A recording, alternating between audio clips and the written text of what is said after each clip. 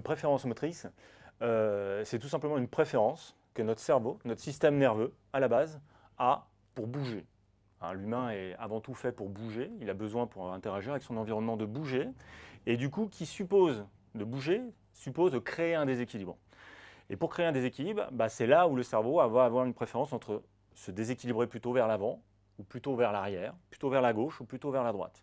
Alors, il ne s'agit pas de cartographier les gens, de les mettre dans un profil, une case et dire voilà, je ne fais que ça. Non, c'est comme les deux mains, j'ai une main gauche, une main droite, mais quand j'ai besoin d'être très efficace ou performant, je vais plutôt aller chercher ma main dominante, pour ma part la main gauche. Et quand j'ai besoin de faire des mouvements un peu moins précis, je suis capable de tout faire, je vais chercher ma main droite, peut-être pour économiser également ma force, ou peut-être aussi parce que mon environnement ne me permet pas, c'est avant tout écosystème dépendant, c'est environnement dépendant, tout simplement parce que mon environnement ne me permet peut-être pas d'exprimer ma préférence motrice. Donc soit je m'adapte à cet environnement en faisant quelque chose qui est peut-être moins naturel, soit je fuis mon environnement, tel un animal. C'est hyper intéressant. Tu prenais l'exemple hors caméra de la conduite. Ouais. C'est On est en plein dedans, ouais, clairement. assez criant. Ouais. Si ça t'arrange pas que le levier de vitesse soit à droite, Tu conduis pas.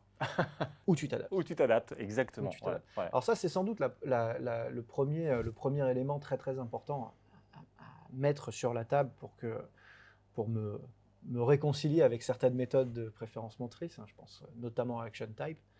Je nomme les choses telles qu'elles sont. On peut aussi parler de Volodalen. Voilà, il y a plusieurs courants. On est vraiment aux prémices de la mise en connexion entre les quelques preuves scientifiques, il y en a quelques-unes, et le terrain.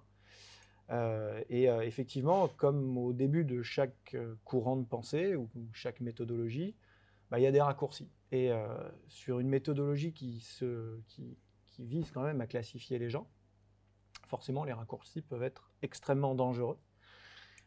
Et pour moi qui viens d'une école très technique, voire franchement techniciste, peut-être par certains aspects, peut-être un petit peu élitiste même, et qui par ailleurs est une sensibilité assez nord-américaine de evidence-based training. On n'a pas traduit ça, mais les kinés savent très bien de quoi je parle.